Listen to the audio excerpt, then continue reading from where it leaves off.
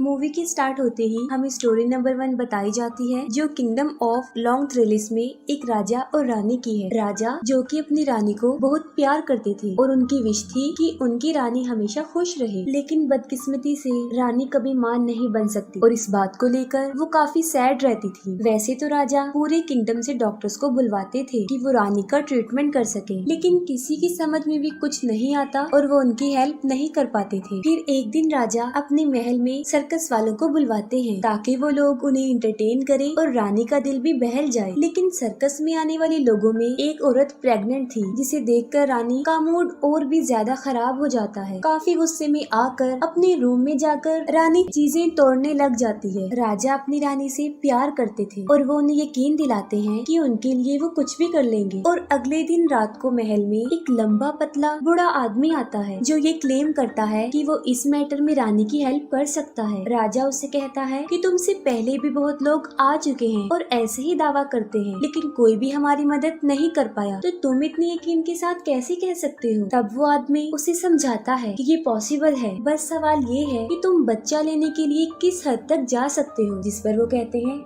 आखिरी हद तक। वो बूढ़ा आदमी कहता है कि मैं जानता हूँ कि नेचर कैसे वर्क करती है और पूरी दुनिया एक बैलेंस में है। और वो कहता है कि अगर तुम एक जिंदगी हासिल करना चाहते हो तो उसके लिए तुम्हें एक जिंदगी सेक्रीफाइस भी करनी पड़ेगी ताकि सब कुछ बैलेंस में रहे, कुछ भी इम्बैलेंस ना हो। और वो लोग इसके लिए एग्री हो जाते हैं। राजा को टारगेट दिया जाता है कि वो सी क्रिएचर का शिकार करेंगे, जिसे मारने के बाद उसका दिल निकाल लिया जाएगा और उस दिल को एक ऐसी औरत पकाएगी जो अभी तक प्योर और बिल्कुल अकेली हो, जिसे बाद में रानी खा लेगी और वो प्रेग्नेंट हो जाएगी। क्योंकि उन लोगों को बच्चा चाहिए था तो राजा सी क्रिएचर के शिकार के लिए निकल जाते हैं और उनका टारगेट उन्हें एक रिवर में मिल भी जाता है, जो कि एक बहुत बड़े साइज का व्हाइट कलर का मॉन्स्टर था। राजा उसका शिकार करने के लिए पानी में जाता है और जब वो मॉन्स्टर सो रहा होता है, राजा उस पर वार कर देता है। राजा उसे मारने में कामयाब तो हो जाता है, लेकिन उस फाइट के दौरान राजा भी जख्मी हो जाता है। राजा इतना ज्यादा जख्मी हो जाता है कि मौके पर ही उसकी भी मौत हो जाती है। लेकिन तब तक राजा उस मॉन्स्टर का दिल निकाल चुके होते हैं और रानी खुद उस दिल को एक कपड़े में लपेटकर महल में ले आती है। उन लोगों की मेड्स में एक औरत ऐसी थी जो अभी तक प्योर भी थी और अकेली भी, और उसे ये ऑर्डर दिया जाता है कि वो उस दिल को रानी के लिए पकाएगी। लेकिन दिल को पकाते वक्त उसे भी अजीब सी फीलिंग्स होने लगती है और वो भी अचानक प्रेग्नेंट हो जाती है। और जब वो दिल पक जाता है तब उसे रानी भी खा लेती है और वही होता है जो उस बूढ़े शख्स ने कहा था। फाइनली रानी भी प्रेग्नेंट हो जाती है और एग्जैक्ट बिल्कुल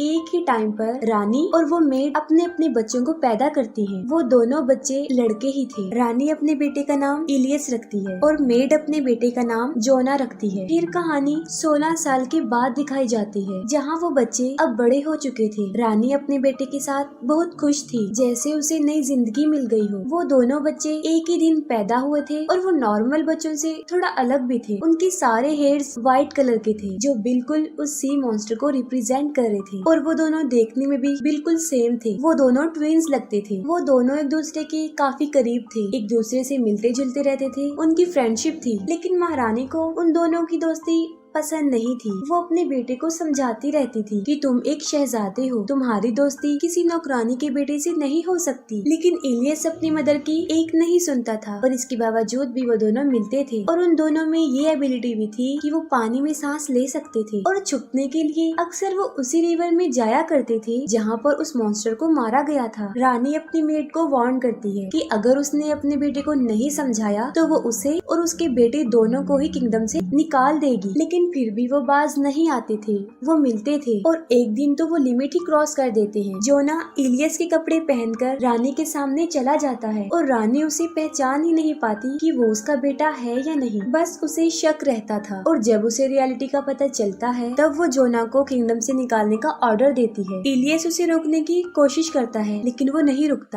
जोना एक नाइफ से वहाँ के एक ट्री की रूट्स को काटता है जहाँ से पानी बहने लगता है। जोना इलियस को कहता है कि जब तक ये पानी साफ हो तुम समझ जाना कि मैं जिंदा हूँ, और जब ये रेड हो जाए तब तुम समझ लेना कि मेरी जान को खतरा है, और ये कहते ही वो वहाँ से चला जाता है।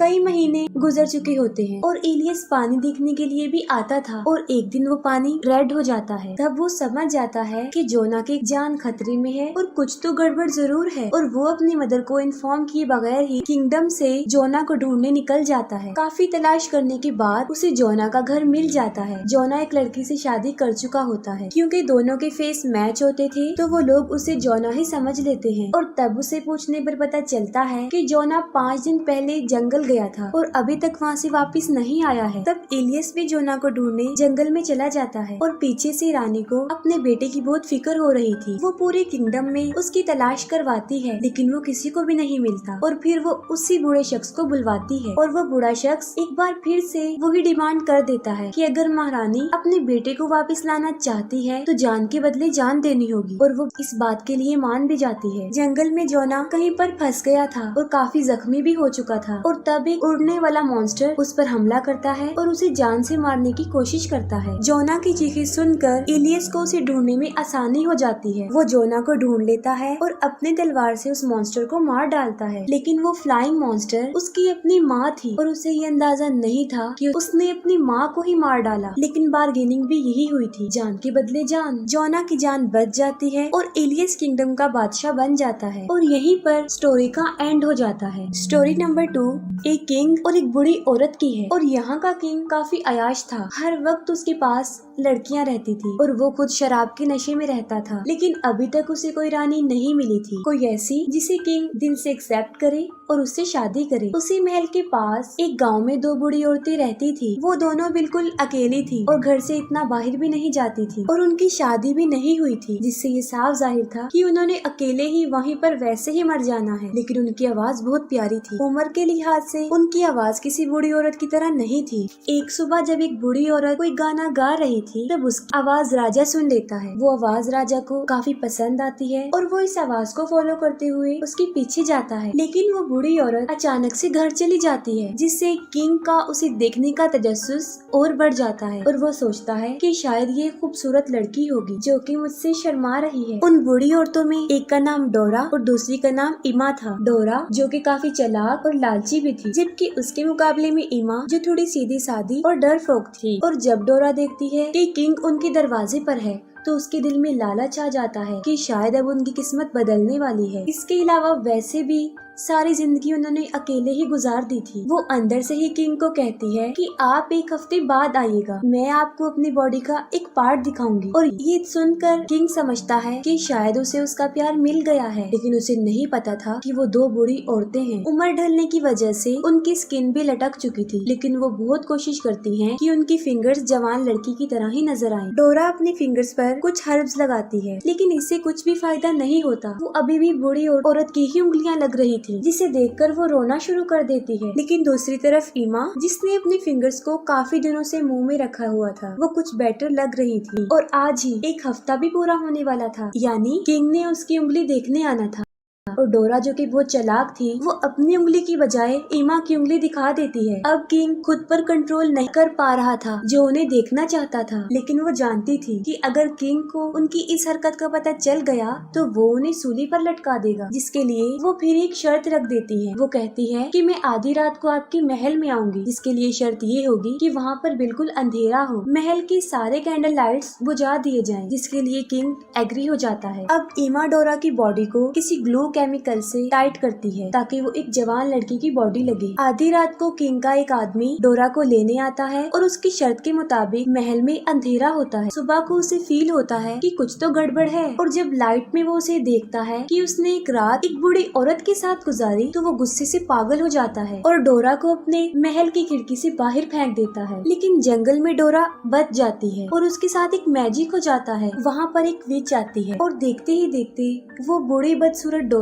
एक जवान लड़की में चेंज हो जाती है, जिसके बहुत लंबे खूबसूरत सुनहरे बाल थे। और अगले दिन किंग शिकार के लिए उसे जंगल में जाता है। एक ही नजर देखते ही उसे डोरा से प्यार हो जाता है और वो उसे अपने महल में ले आता है और अपनी रानी बनाने का डिसीजन लेता है। डोरा कुछ भी नहीं जानती थी कि वो जवान औरत कैसे बनी, लेकिन उसे अपनी सिस्टर इमा अभी भी याद थी और वो उसे अपनी शादी पर भी इनवाइट करती है, जबकि ईमा को भी अंदाजा नहीं था कि उसकी बहन अब एक जवान लड़की बन गई है और अनकरीब वो क्वीन बन जाएगी। डोरा अपनी बहन को जो ड्रेस भिजवाती है वो काफी कॉस्टली होता है। ईमा उसी ड्रेस को पहनकर शादी में जाती है और वहाँ पर डोरा उसे सारी स्टोरी बता देती है और वो अपने दिल में विश करती है कि उसे भी अपनी बहन जैसा जवान बनना है। जब ईमा ने डोरा से पूछा था कि वो जवान कैसे हुई, तब उसने मजाक में कहा कि मैंने अपनी बूढ़ी स्किन उतार दी, लेकिन ईमा इस बात को सच समझ लेती है। फिर वो एक लोहार के पास जाती है और उसे अपना नेकलेस और एक्सपेंसिव ड्रेस देने का वादा करती है, इसी शर्त पर कि अगर वो उसकी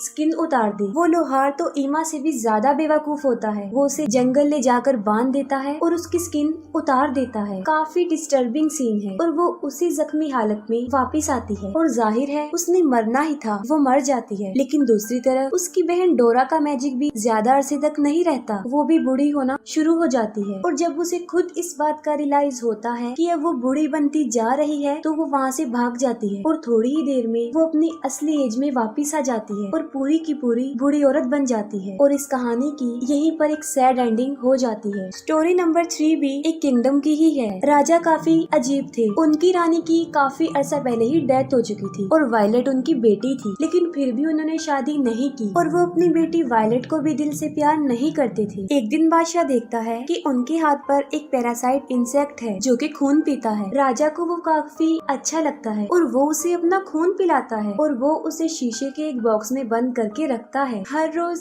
वो उसे अपना खून पिलाता था। वक्त गुजरने के साथ साथ वो इंसेक्ट बड़ा होता जाता है। दूसरी तरफ वायलेट जो अब जवान हो चुकी थी, जो किसी शहजादे की ड्रीम देखती थी, लेकिन बादशाह थोड़ा इर्रिस्पॉन्सिबल था और उसे इस बात का ख्याल नहीं आता और वो अपने इंसेक्ट के साथ ही खुश थी जो कि अब काफी बड़ा हो चुका था। लेकिन एक दिन वो पैरासाइट बीमार हो जाता है और मर जाता है। राजा उसकी सारी स्किन उतार देता है और अपनी बेटी को कहता है कि तुम्हारे लिए हस्बैंड ढूंढने का वक्त आ गया है। वो कहता है कि मैं एक कंपटीशन रखने वाला हूँ और जो भी उसे जीतेगा वो तुम्हें पा लेगा। वायलेट इस बात से खुश तो होती है लेकिन थोड़ी सी अपसेट भी, क्योंकि वो खुद अपनी मर्जी का हस्बैंड तलाश करना चाहती थी, लेकिन फिर भी वो अपने फादर के इस डिसीजन को मान लेती है। पूरे किंगडम में ये ऐलान किया जाता है और राजा अपने महल में वो स्किन लटका देता है और जो भी बताएगा कि ये किसकी स्किन है तो वो जीत जाएगा। बहुत से लोग उसके लिए ट्राई तो करते हैं लेकिन कोई भी प्रॉपर आंसर नहीं दे पाता, क्योंकि आमतौर पर वो इंसेक्ट इतना बड़ा नहीं होता। फिर महल में एक बदसूरत इंसान आ जाए कि कोई भी उसे देखकर डर जाए और वो भी इस कंपटीशन में हिस्सा लेना चाहता था और राजा आखिरकार उसे भी परमिशन दे देता है और वो जानवर जैसा दिखने वाला आदमी सिर्फ स्किन सूंघ कर ही बता देता है कि ये किस इंसेक्ट की स्किन है, जिससे वायलेट और राजा भी हैरान हो जाते हैं। वायलेट जो कि बुरी तरह डर भी जाती है और वो रोते हुए महल की छत पर आ जाती है और वो सुसाइड करने लगती है, लेकिन राजा उसे समझाता है मैं अपनी जुबान से नहीं फिरता और अब यही तुम्हारी फेट है, इसे एक्सेप्ट करो। वायलेट अपने फादर को काफी कहती है कि आप किस तरह के बाप हैं, एक बदसूरत इंसान को अपनी बेटी दे रहे हैं, और कहती है कि मैं एक शहजादी हूँ, लेकिन मजबूरन राजा उस बदसूरत को शहजादी दे देते हैं। वो जबरदस्ती रानी को दूर पहाड़ों में ले जाता है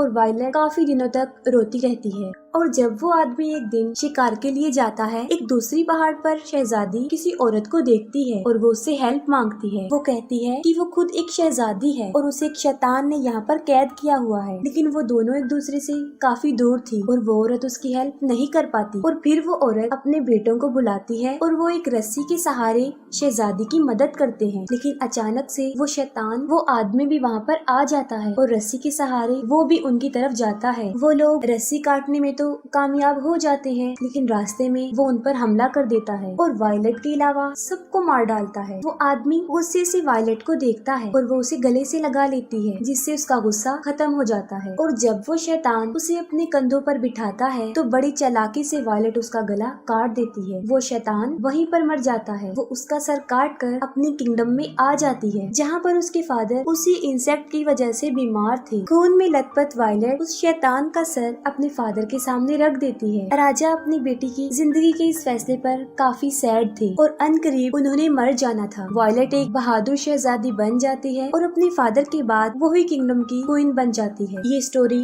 यहीं पर एंड हो जाती है और इसके साथ ही मूवी भी एंड हो जाती है।